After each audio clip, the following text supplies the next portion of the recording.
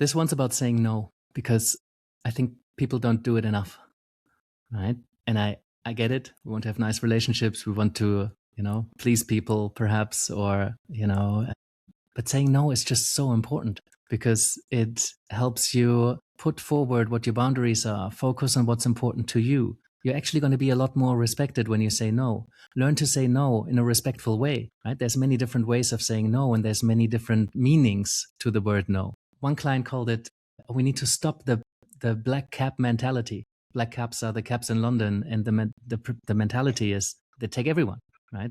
Rarely they actually look at you, but you just kind of get in and then you get out, and everybody's getting moved forward. Many therapists they have it in the ethical code not to reject anyone, when actually I think in many cases would be helpful for a therapist to work with someone who seems to be a good match for their approach or their perspective. So I know therapy isn't therapy. There's many very nuanced conversations. So I appreciate you might sit with some feelings right now.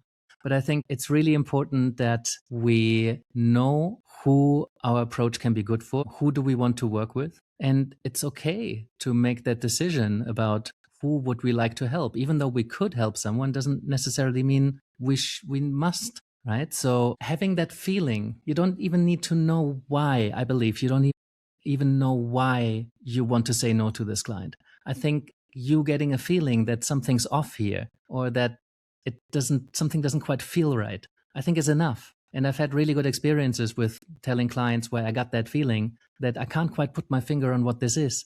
But what I do know is that I've learned to trust that feeling that I'm having now. And whenever I ignored it and I worked with somebody anyway, we both regretted it.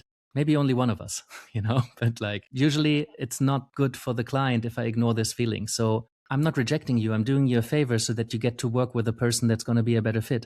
So none of us has to regret wasting our time and money, moving a couple of sessions down the line only to realize that's now I understand why I had that feeling. Back then I didn't understand it, but I don't think you need to understand it. So the art is to frame this in a way and communicate it so that it's a sign of such great support.